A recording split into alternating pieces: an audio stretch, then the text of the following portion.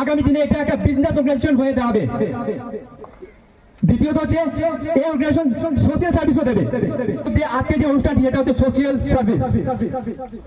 আর আমরা এই অর্গানাইজেশন খুব শীঘ্রই এই লক্ষ্মীপুর এলাকার মধ্যে মাইক্রো লোন প্রোভাইড করতে যাবে।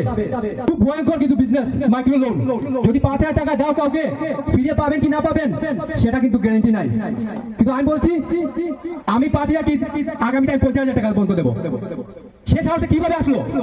কিছুই না, সবকিছু হচ্ছে টেকনিক, ট্যালেন্ট, নলেজ, এক্সপিরিয়েন্স, এগুলো প্রয়োজন।